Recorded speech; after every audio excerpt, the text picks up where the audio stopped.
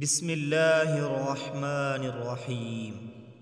سبح اسم ربك الأعلى الذي خلق فسوى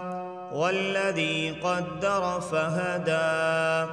والذي أخرج المرعى فجعله غثاء أحوى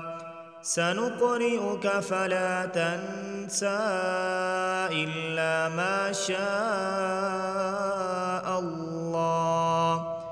إنه يعلم الجهر وما يخفى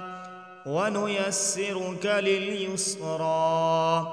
فذكر إن نفعت الذكرى سيذكر من يخشى ويتجنبها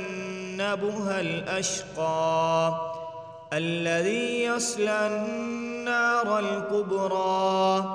ثم لا يموت فيها ولا يحيا